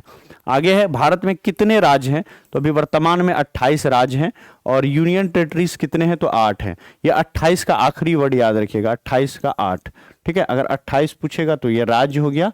अगर आपको पूछ लेंगे यूटी कितना है, यूनियन टेरिटरीज, तो यूनियन टेरिटरीज जो है आपके 8 हैं, ठीक है, केंद्र शासित प्रदेश। अगला प्रश्न यहां पर हो जाएगा, भारत में कितने केंद्र शासित प्रदेश हैं? तो आंसर हो जाएगा 8। संविधान के अनुसार भारत क्या है? तो संविधान के अनुसार देखेंगे तो संघात्मक राज्य है, राज्यों का संघ है ना। अर्ध संघात्मक राज्य है, ये नहीं होगा, ये नहीं होगा, संघात्मक राज्य नहीं होगा, राज्यों का संघ होगा। India that is Bharat is A union of state. आप आर्टिकल 1 अनुच्छेद 1 पढ़ोगे, आर्टिकल 1 के अंदर में क्लियरली भारत का डिफाइंड क्या है कि भारत क्या है, तो बोला India that is Bharat is A union of state, union of state, state union of state, India that is Bharat, है ना। इंडिया जो कि भारत है ना, ये क्या है? राज्यों की संघ है, तो राज्यों का संघ के तौर पर भारत को डिफाइन किया गया है। तो संविधान के अनुसार भारत क्या है? तो ये राज्यों का संघ है। निम्नलिखित में से कौन सी संघीय शासन व्यवस्था का उद्देश्य नहीं है? संघीय शासन व्यवस्था का उद्देश्य नहीं है ना। राष्ट्रीय एकता, ये देखो उद्देश्य है भैया, तो ये आंसर नहीं होगा। अखंडता, ये भी उद्देश्य है। सत्ता का विकेंद्रीकरण या सांप्रदायिकता, तो विकेंद्रीकरण यानी डिसेंट्रलाइजेशन, डिसेंट्रलाइजेशन, सेंट्रलाइजेशन का मतलब हुआ कि पावर को एक जगह जमा करना। और गांधी जी कहते थे कि भैया पावर का डिसेंट्रलाइजेशन होना चाहिए, गांव को भी उतना ही पावर मिलना चाहिए, ठीक है। तो ये डिसेंट्रलाइजेशन जो है आपका क्या है? संघीय शासन व्यवस्था का उद्देश्य है।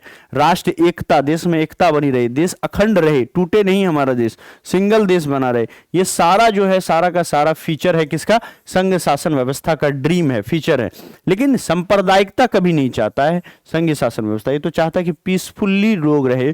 तो करेक्ट आंसर होगा कि कौन सा संघ शासन व्यवस्था का उद्देश्य नहीं है, तो आंसर होगा सांप्रदायिकता। और ये वाला प्रश्न काफी अच्छा प्रश्न है, वीवीआई कैटेगरी में रख सकते हैं इसको। आगे चलते हैं, कहता है भारत में सर्वोच्च न्यायालय के मुख्य न्यायाधीश की नियुक्ति कौन करता है? तो ये आप कह सकते हो कि राष्ट्रपति करता है, हालांकि कॉलेजियम माध्यम से होता है, राष्ट्रपति करता है। अगला प्रश्न है, ये सवाल भी महत्वपूर्ण था, वीवीआई कैटेगरी में रखो इसको। अगला क्वेश्चन है, भारतीय संविधान के संघ सूची में कुल कितने विषय रखे गए हैं? है ना, तो संघ सूची के अंदर में जो सेंट्रल लिस्ट है उसमें कुल कितने विषय हैं? 25 के अंदर में, जल्दी से बताइए। ठीक है, संघ सूची के अंदर में कुल जो विषय हैं वो 97 हैं, तो करेक्ट आंसर 97 होगा। सोवियत संघ का विघटन कब हुआ था? सोवियत संघ का जो विघटन हुआ था वो कब हुआ था? जो 26वां नंबर में, तो याद रखिएगा यहाँ पर 1991 ईस्वी में हुआ था। और मैंने थ्योरी में आपको कहीं पर मेंशन किया था, उसको आप सही कर लीजिए, ठीक है, टाइपिंग मिस्टेक था। एक बच्चे ने कमेंट भी किया था, मैंने देखा था, बट उसको हमने कहा कि अभी तुरंत नहीं करते हैं, आप लोगों का देखते हैं रिस्पॉन्स क्या आता है। ठीक है, ये है ना सोवियत संघ का 1989 में सोवियत संघ का विखंडित कर दिया गया। तो ये अनाउंसमेंट की बात हुई थी कि विखंडन कर दिया जाएगा, और फाइनली ये 1991 में इनका विखंडन हो गया था। ठीक है, 1991 के अंदर में। ठीक है, ध्यान में रखिएगा इसको। बहुत सारे अच्छे अच्छे प्रश्न मैं आपके लिए लेके आया हूँ ताकि पूरा कंप्लीट पॉलिटी आपका तैयार हो जाए। देखना ना, आप बस करके जाओ, ठीक है, करके जाओ। जो प्रिंटेबल नोट्स आएगा उसमें यही सारे क्वेश्चन जो महत्वपूर्ण होंगे उनको चुन चुन करके मैं अलग से डालूंगा, ठीक है, ताकि आपकी जो एग्जामिनेशन है ना बहुत बेहतरीन तरीके से जाए। बस हमारा यही ड्रीम है, एग्ज़ाम आपका अच्छा जाए, आप यहाँ से कुछ सीख के जाओ। ठीक है, आप जो समय दे रहे हो, और मैं इतनी सुबह उठ करके क्लास आपके ले रहा हूँ, रात में शाम में यूट्यूब पर 4 घंटे लगातार क्लास कर दिया है अभी के समय से। पूरा दिन सारे ही टीम मेंबर्स को चलाना होता है, उनको गाइड करना होता है कि किस ओर हम लोग काम करें ताकि बच्चों की भलाई हो। जो लोग हमसे जुड़े हैं उनकी जो उम्मीदें हैं, आकांक्षाएं हैं, यथासंभव उस पर उतरने की हम लोग पूरा प्रयास करें। 100% तो कुछ भी नहीं होता है, बट प्रयास रहता है। भारत में मतदाता होने का न्यूनतम आयु क्या है? मतदाता होने का न्यूनतम आयु तो 18 वर्ष है। देखो, जब भी किसी देश के अंदर में एक सर्टेन एज पर सभी लोगों को मतदान करने का अधिकार मिल जाए तो उसको हम लोग सार्वभौमिक मताधिकार या फिर universal adult franchise, universal adult franchise का नाम इसको दिया जाता है। इसी को हिंदी में बोलते हैं सार्वभौमिक मताधिकार। तो कई बार प्रश्न में आ जाएगा, तो आप चौंकिएगा नहीं कि सार्वभौमिक मताधिकार क्या होता है। एक पार्टिकुलर एज होने पर बिना किसी भेदभाव के वोटिंग राइट अगर लोगों को दिया जाता है, इसी कंसेप्ट को सार्वभौमिक मताधिकार कहते हैं। भाई क्यों रुक रहा है ये वीडियो? भारत में कितने केंद्र शासित राज्य हैं? कितने केंद्र? शॉर्ट प्रिंटेबल नोट्स में रिवीजन करने का एक अच्छा ऑप्शन होगा, वहां से रिवाइज कर सकते हैं। होता है ना, लास्ट टाइम में कहते हैं ना आप लोग कि सर 8-8 घंटे 10-10 घंटे मोबाइल नहीं देखा जाता है, जा सकता है, नेट खत्म हो जाती है। तो शॉर्ट प्रिंटेबल नोट्स 100-200 रुपये लगेंगे, सारा नोट्स प्रिंट हो जाएगा, तो उसको आप घर पे देख सकते हो। भारत में कितने केंद्र शासित प्रदेश हैं? तो 8 केंद्र शासित प्रदेश हैं। अगला सवाल है, संविधान के अनुसार भारत जो है राज्यों का संघ है। ये सब हमने कर लिया था ना, चलिए थोड़ा और आगे बढ़ जाते हैं। हाँ, ये कर लिया, ये हो गया। आगे आते हैं, झारखंड राज्य का गठन जो है वो कब हुआ था? झारखंड राज्य का गठन कब हुआ था? चलिए इसका करेक्ट आंसर हो जाएगा, झारखंड राज्य का गठन 15 नवंबर 2000 ईस्वी को हुआ था। चलिए अगला प्रश्न पर आते हैं, निम्नलिखित में से कौन केंद्र शासित प्रदेश है? उत्तराखंड, छत्तीसगढ़, चंडीगढ़, केरल। निम्नलिखित में कौन केंद्र शासित प्रदेश है? कौन सा केंद्र शासित प्रदेश है? बड़ा आसान सवाल है, चंडीगढ़ जो है ये क्या है? केंद्र शासित प्रदेश है। अगला सवाल है, निम्नलिखित में से कौन राज्य की विशेषता नहीं है? कौन राज्य की विशेषता नहीं है? जनसंख्या, सरकार, संप्रभुता। कौन जो है राज्य की विशेषता नहीं है? जनसंख्या, सरकार, संप्रभुता। देखो संप्रभुता सरकार है ना, और जनसंख्या, तो यहां पर लग रहा है कि जनसंख्या जो है नहीं हाँ, बताइए क्या आंसर हो जाएगा आप सबके हिसाब से? निम्नलिखित में से कौन राज्य की विशेषता नहीं है? जनसंख्या होगी, सरकार होगी, संप्रभुता होगी, सोवरेनिटी। तो देखो इसका करेक्ट आंसर ना डी मार लो आप, इनमें से कोई नहीं। ठीक, पता नहीं क्या पूछना चाह रहा है सवाल। राज्य की विशेषता नहीं है ना, राज्य की विशेषता। संप्रभुता तो चाहिए ना भाई, संप्रभुता, सोवरेनिटी। अगला प्रश्न है, इनमें से संविधान की 8वीं अनुसूची के अनुसार कितनी भाषा को मान्यता मिली है? टोटल 22 भाषाओं को मान्यता मिली है। अगला सवाल है, भारतीय संविधान के किस अनुच्छेद में भाषाओं को रखा गया है? तो आप देखोगे 8वीं अनुसूची के अंदर में भाषाओं को रखा गया है। कहता है कि भारतीय संविधान के किस शब्द का उल्लेख नहीं है भारतीय संविधान में? हम भारत के लोग, ये है तो ये आंसर नहीं होगा।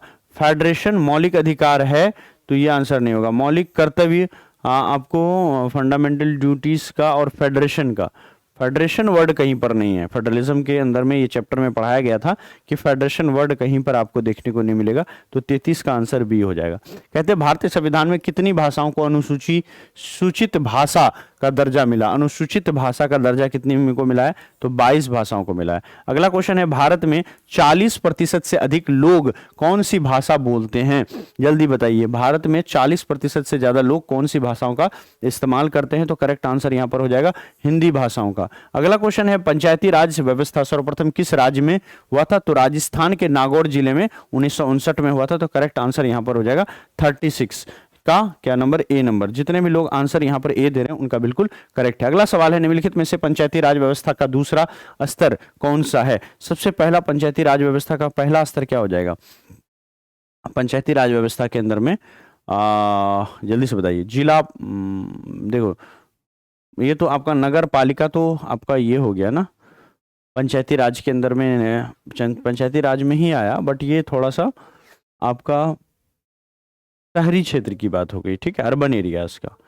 और यहाँ पर पंचायती राज जब कहने की बात होती है तो रूरल लेवल देखा जाता है, तो सबसे ऊपर जिला परिषद होता है, नहीं जिला परिषद, जिला परिषद होता है। और जिला परिषद के नीचे क्या होता है? जिला परिषद के नीचे हमारा पंचायत समिति होता है ना, पंचायत समिति, पंचायत समिति होता है। और उसके नीचे क्या आता है? उसके नीचे आ जाता है आपका ग्राम पंचायत आ जाता है, ग्राम पंचायत। अगर ऊपर से पूछेगा तो आंसर क्या होगा? पंचायत समिति होना चाहिए हमारा इस हिसाब से। तो 37 का करेक्ट आंसर क्या हो जाएगा? 37 का करेक्ट आंसर हो जाएगा सी नंबर। ग्राम पंचायत की अध्यक्षता, ग्राम पंचायत की जो अध्यक्षता है वो कौन करता है? ग्राम पंचायत की जो अध्यक्षता है वो कौन करता है? 38 नंबर में। तो ग्राम पंचायत की जो अध्यक्षता है वो प्रमुख करता है। तो यहाँ पर करेक्ट आंसर हो जाएगा ए, प्रमुख। अगला सवाल है कि बिहार में पंचायती राज संस्थाएं कैसी है? एक स्तरीय है, 2 स्तरीय है, त्रिस्तरीय है? तो आप देखोगे बिहार के अंदर में जो पंचायती राज व्यवस्थाएं हैं वो आपको कैसा मिलेगा? 3 स्तरीय मिलेगा। तो त्रिस्तरीय हो जाएगा इसका आंसर, ठीक है, त्रिस्तरीय हो जाएगा। ठीक है, एक बार पीछे से कर देता हूं, कुछ क्वेश्चन आपके छूट गए होंगे। भारत में 40% से अधिक लोग हिंदी भाषा बोलते हैं। पंचायती राज व्यवस्था सर्वप्रथम किस राज्य में लागू हुआ? तो राजस्थान के नागौर जिले से हुआ था। निम्न में से कौन पंचायती राज शासन व्यवस्था का दूसरा स्तर है? तो पंचायत समिति। सबसे पहले जिला स्तर, फिर पंचायत समिति, फिर ग्राम पंचायत। ऊपर से आएंगे तो इस तरह से होगा। आगे बढ़ जाते हैं। ग्राम पंचायत की अध्यक्षता जो है कौन करता है? प्रमुख करता है। बिहार में पंचायती राज व्यवस्था जो है कैसी है? 3 स्तरीय है। वो 3 स्तर कौन सा है? तो जिला परिषद, पंचायत समिति और ग्राम पंचायत, 3 स्तरीय है। ठीक है, आगे आते हैं। कहता है कि बिहार में पंचायती राज अधिनियम के अनुसार ग्राम पंचायत की स्थापना के लिए, है ना, ग्राम पंचायत की स्थापना के लिए कितने जो है यहां पर आबादी होनी चाहिए, कितनी आबादी पर ग्राम पंचायत की स्थापना होती है? तो याद रखिएगा 7,000 या उससे अधिक आबादी पर ग्राम पंचायत की स्थापना होती है। तो करेक्ट आंसर यहां पर ये हो जाएगा। पंचायती राज की शुरुआत कब हुई थी? 1959 से क्या था? पंचायती राज व्यवस्था की राजस्थान के नागौर जिले से हुई थी और ये आंसर यहाँ पर क्या हो जाएगा? 1952 हो जाएगा। एक सेकंड, थोड़ा पीछे चलते हैं, थोड़ा थ्योरी में चले जाते हैं हम लोग, जहां पर हम बात किए हुए थे कि पंचायती राज व्यवस्था के बारे में। राजस्थान के नागौर जिले से इसकी शुरुआत हुई थी, विधिवत शुरुआत। एक बार उसको थोड़ा सा देख लेते हैं। तो यहाँ पर दिया गया है कि भैया राजस्थान, देखोगे पंचायती राज प्रणाली की शुरुआत बलवंत राय मेहती के द्वारा, है ना, 2 अक्टूबर 1959 को राजस्थान के नागौर जिले से हुआ है। ऑप्शंस को थोड़ा करेक्ट करेंगे, फिर उसके बाद इसमें विधिवत शुरुआत पूछा है, तो विधिवत शुरुआत कब हुई है? तो वही चीज हमको देखना है कि विधिवत शुरुआत हमारा कब हुआ है। तो 1959 में हुआ। तो पंचायती राज की शुरुआत कब हुई थी? तो यहाँ पर अगर कोई एक हमको चुनना होगा ना, तो पंचायती राज व्यवस्था की विधिवत शुरुआत जो हुई थी वो 1959 में हुई थी। तो हम इसको 1959 कर देते हैं और ऑप्शन ए कर देते हैं हम लोग। विधिवत शुरुआत हुई थी पंचायती राज की, विधिवत शुरुआत राजस्थान के नागौर जिले से, शुरुआत राजस्थान के नागौर जिले से 2 अक्टूबर 1959 ईस्वी को हुई थी। 2 अक्टूबर 1959 को हुई थी। ठीक है, ऑप्शन में गड़बड़ी था, यहाँ पर 1952 नहीं 1959 होगा। अगला क्वेश्चन है, पंचायत सचिव किस संस्था का सचिव होता है? पंचायत सचिव जो है वो किस संस्था का होता है? किस संस्था का सचिव होता है? पंचायत सचिव किस संस्था का सचिव होता है? 42वां नंबर। तो याद रखिएगा पंचायत सचिव जो है वो ग्राम पंचायत का सचिव होता है। अगला प्रश्न है, ग्राम पंचायत का बजट कौन पास करता है? ग्राम पंचायत का जो बजट होता है वो बेसिकली किसके द्वारा पास कराया जाता है? तो याद रखिएगा ग्राम सभा के द्वारा होता है। अगला प्रश्न है कि जिला परिषद पंचायती राज व्यवस्था का कौन सा स्तर है? जिला परिषद अगर आप देखोगे तो ये पहला स्तर हो जाता है। ठीक है जी, पहला स्तर। तो करेक्ट आंसर हो जाएगा यहाँ पर 44 का। यहाँ पर अच्छा पूछ रहा है कौन सा स्तर है, तो ऊपर से पहला और नीचे से आपका तीसरा हो जाएगा। पूछने का तरीका हो सकता है, जैसे सबसे पहले ग्राम पंचायत होता है, ग्राम पंचायत होता है, पंचायत होता है, फिर पंचायत समिति होती है, पंचायत समिति ब्लॉक लेवल पर पंचायत समिति होती है, और उसके बाद आपका क्या होता है? जिला परिषद होता है। तो अगर ऊपर से लेंगे जिला परिषद, अगर नीचे से आप जाओगे, है ना, यहां से अगर देखोगे कि भैया पंचायत नीचे लोअर लेवल पर देखोगे कि भैया गांव से पहले चलते हैं ग्राम पंचायत, फिर और आगे बढ़ोगे तो ब्लॉक लेवल पर होगा, फिर और आगे जाओगे तो जिला परिषद होगा। तो पूछ लेगा जिला परिषद का पंचायती राज व्यवस्था में कौन सा स्तर है? तो हम लोग तीसरा कह सकते हैं, इसको क्या कहेंगे? तीसरा कह देंगे। ठीक है, गांव से अपने जगह से सोचें तो पहला हम लोग हो गए, दूसरा ब्लॉक हो गया, तीसरा हो गया क्या? जिला स्तर पर, जो कि हमारा ये आपका जिला परिषद हो गया। ठीक है, समझ गए। अगला सवाल है कि सरपंच अधिकतम कितने रुपयों तक के मामलों की सुनवाई कर सकता है? सरपंच जो है जब भी मतलब केस होता है सरपंच के यहाँ, तो कितने रुपए तक के मामलों की सुनवाई कर सकता है? तो मैक्सिमम 10,000 रुपए तक का कोई मामला है उसकी सुनवाई कर सकता है। पंचायती राज व्यवस्था किस प्रधानमंत्री के शासनकाल में मतलब हुआ था, है ना? उस समय कौन से प्रधानमंत्री का शासनकाल था? बहुत अच्छा पढ़ाते हैं, बस खाली जितना जल्दी हो सके क्या कर दें, जितना जल्दी क्या कर सके। भी देखो कितना क्लास लगाए हैं आपका, एक एक दिन में 3 चैप्टर पढ़ाने का, क्योंकि यहाँ पर आपके टीचर्स नहीं रहेंगे। जो मैथ और रीजनिंग की क्लास आपकी बंद रहेगी, मैथ और रीजनिंग का।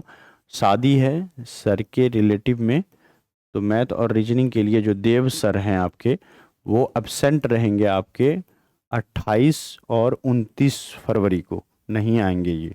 ठीक है, इसके अलावा साइंस की क्लास आपकी, है ना, बीएड वाले कोर्स में साइंस की क्लास चलती रहेगी। डीएलएड वाला जो कोर्स है उसमें साइंस की क्लास कल कंप्लीट हो रही है हमारी। ठीक है, मंडे को। तो आप देखोगे कि साइंस के लिए भी सर के यहाँ पर भी शादी है, विशाल सर का, तो के यहाँ पर विशाल सर का शादी नहीं है, विशाल सर के यहाँ शादी है। 28, 29, 1, 2, 3 तक उन्होंने कहा है, यानी ये 1 महीना पहले ही डिसाइड हो गया था कि इस डेट को नहीं रहेगा, क्योंकि आपका जो लिस्ट बना है ना ओरिएंटेशन पीडीएफ, तो उनमें दोनों ही सर की छुट्टी लगी हुई है इस दिन। तो ये इनका जो बचा हुआ समय होगा, हमें मौका मिल जाएगा, हम अपने सब्जेक्ट को इसमें आगे बढ़ाएंगे। ठीक है, चलिए, आपके पास वो ओरिएंटेशन पीडीएफ होगा ना, किस दिन कौन सा सब्जेक्ट होगा, उसमें पहले ही लिखा गया था, जब कोर्स लॉन्च हुआ था तो लिखा गया था कि इस दिन सर अवेलेबल नहीं रहेंगे। ठीक है, तो उसमें हम आपकी क्लास लेंगे। पंचायती राज व्यवस्था किस प्रधानमंत्री के शासनकाल में हुआ था?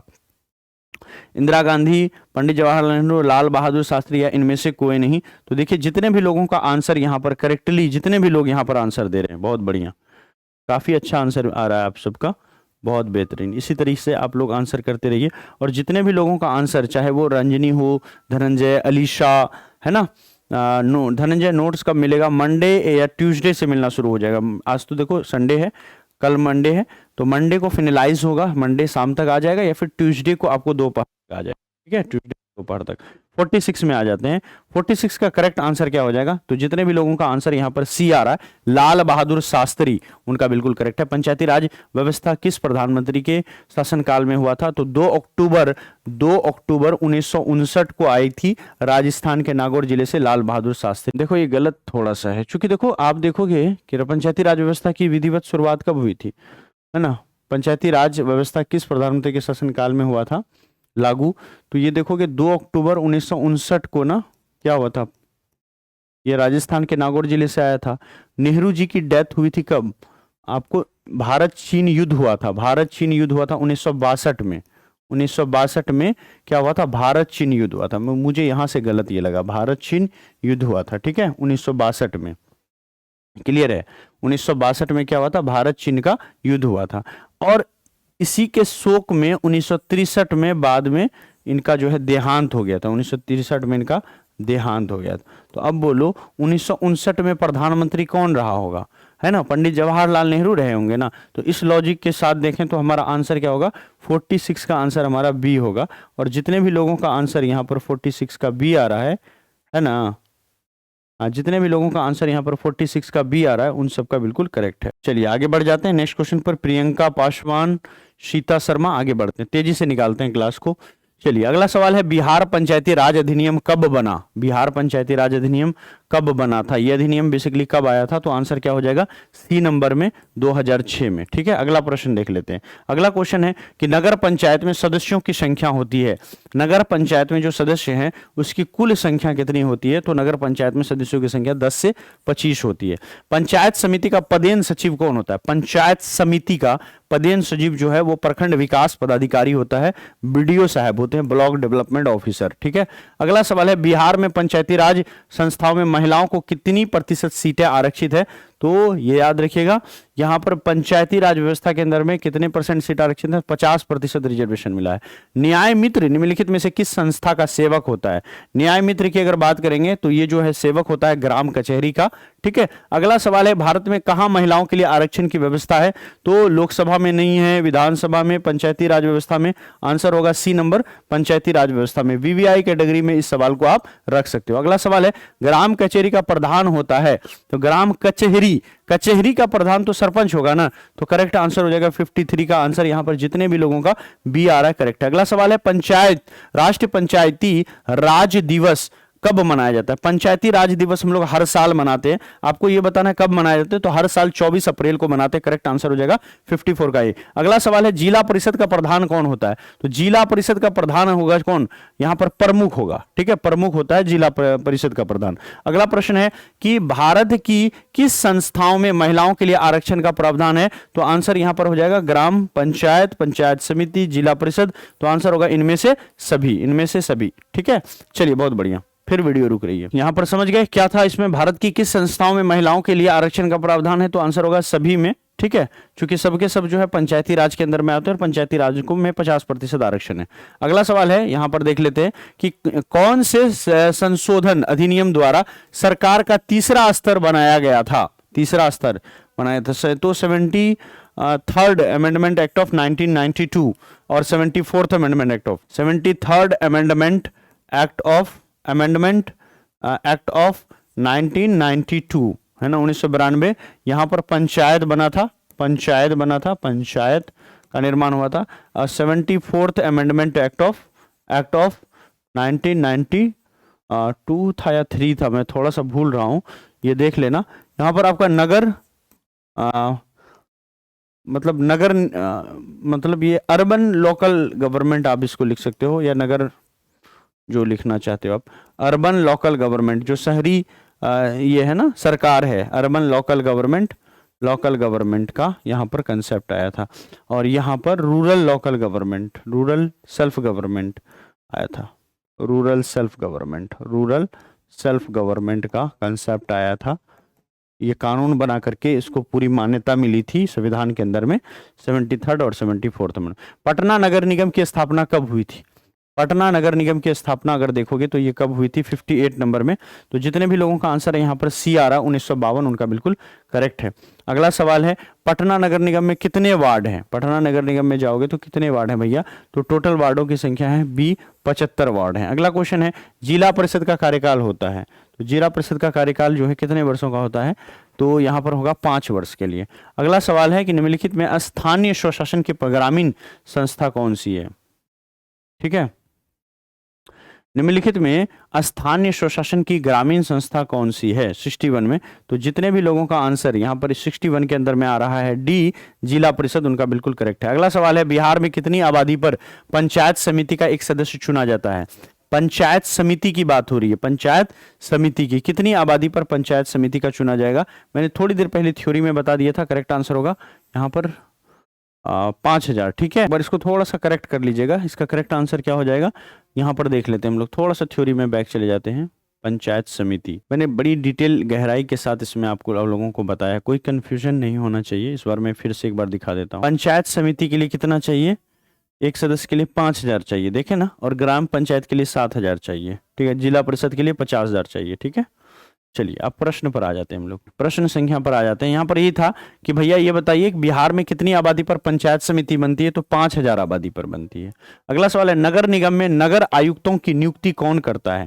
नगर निगम में नगर आयुक्तों की नियुक्ति जो है वो कौन करता है? तो इसकी आयुक्ति करता है राज्य सरकार। ठीक है, अगला प्रश्न है, बिहार में नगर निगम की स्थापना होती है कितने लाख पर? नगर निगम की जो स्थापना होती है वो कितने लाख सदस्य के ऊपर होती है, कितने लाख पर होती है? 64 का बताने का प्रयास कीजिएगा आप सभी लोग। ठीक है, चलिए 64 का करेक्ट आंसर जो यहां पर हो जाएगा वो होगा क्या? 3 लाख पर। सॉरी, 64 का करेक्ट आंसर यहां पर क्या होगा? 3 लाख पर।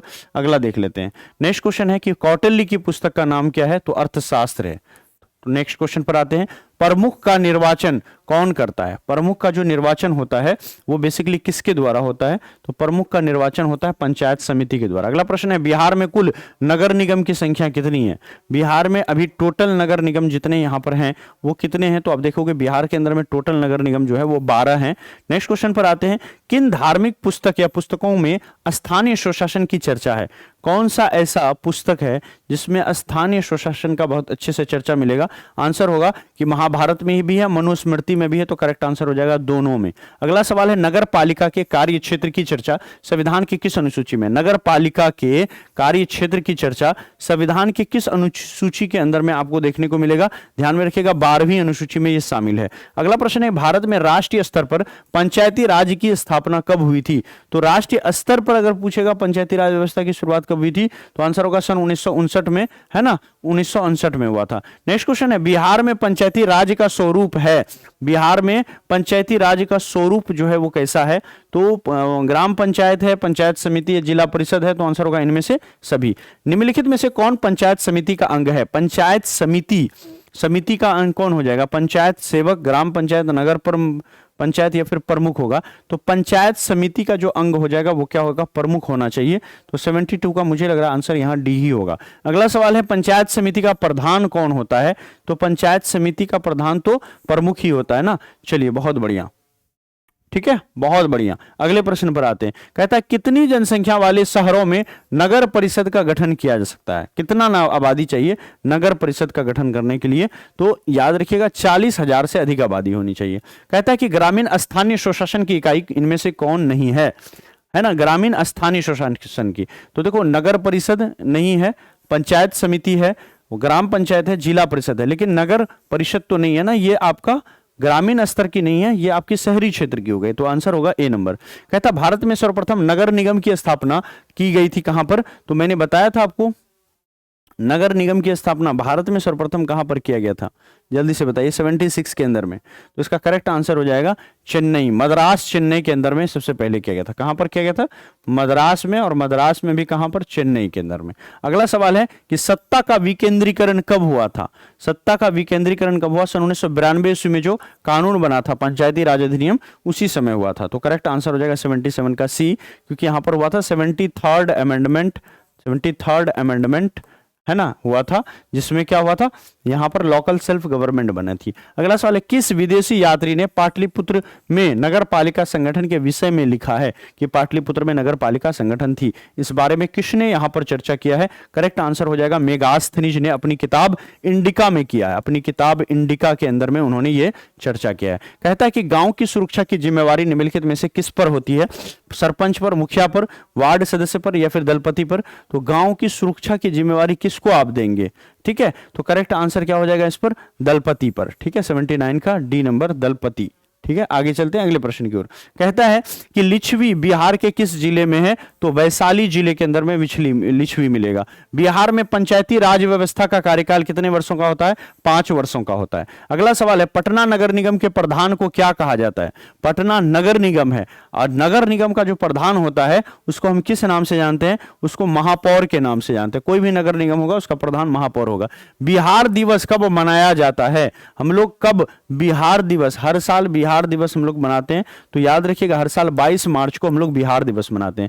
बलवंत राय मेहता समिति का संबंध इनमें से किससे है? बलवंत राय मेहता समिति का पंचायती राज व्यवस्था से है। तो करेक्ट आंसर हो जाएगा बलवंत राय मेहता समिति का जो है रिलेशन है, संबंध है, वो 84 का बी, पंचायती राज व्यवस्था से। कहता है कि भारत में महिलाओं के लिए 50% आरक्षण की व्यवस्था निम्नलिखित में से किस संस्था में की गई है? तो पंचायती राज व्यवस्था में किया गया, सी नंबर होगा। अगला प्रश्न है कि ग्राम पंचायत का कार्यकाल कितने वर्ष का होता है? तो 5 वर्ष का होता है। अगला क्वेश्चन है कि बिहार में कितने जिले हैं? जल्दी से बता दीजिए। तो बिहार में अभी कितना जिला है? तो 38 जिला है। अगला सवाल है कि पंचायती राज संस्थाओं को संवैधानिक दर्जा है ना, संविधान में से कब प्राप्त हुआ था? तो 73rd अमेंडमेंट एक्ट ऑफ 1992 के द्वारा प्राप्त हुआ था।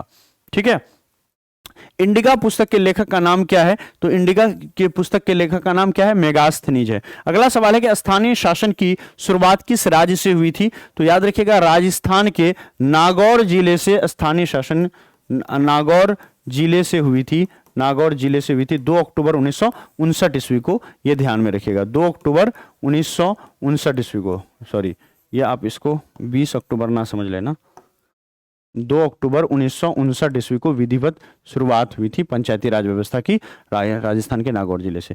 तो इस तरह से आपके 90 महत्वपूर्ण प्रश्नों को हमने यहाँ पर बहुत गहराई से कर लिया। अब देखिए यहाँ पर जो भारत सीबीटी मॉक टेस्ट है आप लोग सबको मिल चुका है, जो भी डीएलएड वाले बच्चे हैं उनको मिल चुका है, जो बीएड वाले हैं है ना, या जो भी अदर एग्जामिनेशन की कर रहे हैं तो उनकी अभी नहीं आई है। आपकी एग्जामिनेशन करीब आएगी, तो आपके एग्जामिनेशन को जब 1 महीने से ज़्यादा वक्त रहे होंगे तब हमारा सीबीटी टेस्ट लॉन्च हो जाएगा, और एग्ज़ाम के 10-15 दिन पहले तक सारी सीबीटी टेस्ट आ जाएगी। सीबीटी टेस्ट एग्ज़ाम जब करीब हो ना आपके, है ना, 10 दिन बचे हों तभी लगाना चाहिए, मतलब पहले से लगा लो, लेकिन एग्ज़ाम जब करीब हो तो एटलीस्ट 2-3 सीबीटी टेस्ट जो है, एग्ज़ाम जिस सप्ताह में होगा तो एटलीस्ट 3 सीबीटी 4 सीबीटी टेस्ट, 4 दिन कम से कम टेस्ट जरूर आपको लगानी चाहिए। तो ये भारत मॉक टेस्ट डीएलएड के लिए आया हुआ 149 रुपये में। इसके अलावा प्रिंटेबल नोट्स हम लोग लाने वाले हैं जिसकी फ़ी मिनिमम रख रहे हैं, कागज के भाव में रख रहे हैं, 149 रुपये में आपको वो भी मिल जाएगी। और न्यू बैच के अंदर में ये दोनों ही सुविधाएं आपको मिलती है। 499 का न्यू बैच है, और अभी वर्तमान समय में बहुत कम में मात्र आपको 399 रुपये में ये बैच मिल जाएगी। तो भारत का कोई भी बच्चा नहीं बचना चाहिए। फी डाउन करने का मतलब ही हमारा यही है, मकसद ही हमारा है कि हर बच्चा कोर्स को ले और हर बच्चा पढ़े। ठीक है, समझ रहे हैं ना। अगर भारत के अंदर में हमारा इतना डीएलएड का चलता है, आप समझोगे इतना लोगों का ट्रस्ट है हमारे ऊपर डीएलएड एंट्रांस को लेकर के, खास जब से हमने लास्ट ईयर में हमने दिया टॉपर्स को, तो अगर हम इसकी फी 1000 भी रखते हैं ना, 10% कम बच्चे लेते हैं, लेकिन तब भी हमारी जो रेवेन्यू होती वो ऑलमोस्ट 2 गुना 3 गुना ज़्यादा होती है। अभी के मुताबिक हमने 399 का रखा है ना। अगर हम इसको 1000 रुपीज़ के फ़ी जो था हमारा पहले से, इसको डाउन ना करके कंटिन्यू करते तब भी स्टूडेंट लेते, 10% कम स्टूडेंट लेते। बस यहाँ पर आप देखोगे फी भी तो 200-300% हमारा ज़्यादा हमको रेवेन्यू प्राप्त होता है, लेकिन हमने वो नहीं देखा। हमने देखा कि कितना फी डाउन कम करें, ताकि बच्चा ये ना सोचे कि एग्ज़ाम करीब है, अब 1,000 रुपए की हम यहाँ पर कोर्स लें या ना लें, वो मन में दुविधा नहीं होना चाहिए। हर बच्चा ले, इतना अफोर्डेबल हो कि सभी लोग ले करके यहाँ पर पढ़ाई करें। तो ये सारी ही सुविधाएं हमने मात्र 399 में प्रोवाइड कर दी है। तो आपके रिलेटिव्स में, है ना, दोस्ती यारी में कोई नहीं छूटना चाहिए, ये जिम्मेवारी आपके ऊपर रही। ठीक, थैंक यू सो मच। और कैसे लेना है तो आप जानते हो, आप अपने दोस्त के फ़ोन में ऐप डाउनलोड करवा दोगे, है ना, ड्रीम सेवक IAS का, और यहाँ से रजिस्टर करवा दोगे इंस्टॉल करके। पेड कोर्स में जा करके जो भी बैच उनको लेना है यहाँ से बाय नाउ करवा दो, है ना। यहाँ पर अप्लाई में इंडिया कूपन कोड जो हमारा पुराना वाला था ना, INDIA इंडिया, वही इंडिया कूपन कोड लगाने से डिस्काउंट मिल जाएगा। फोन पे गूगल पे के माध्यम से पेमेंट यहाँ पर हो जाएगी। कोई भी दिक्कत होगा तो आप उनको ये नंबर दे दो, वो बात कर लेंगे, ठीक है, या उनके बिहाफ पर आप हमसे बात कर लो। Thank you so much. आप काफ़ी अच्छा लगा होगा आज का क्लास आपको। क्वेश्चन भी मैंने ज़्यादा रखा था। टोटली कितना क्वेश्चन था, तो टोटली आपने देखा ना कितना, 90 क्वेश्चन था, ठीक है। लेकिन इतने क्वेश्चन की आवश्यकता नहीं होगी, 40 से 50 प्रश्न बहुत हो गए, लेकिन हमने 90 रखा था कि चलो खींच के पढ़ा देंगे।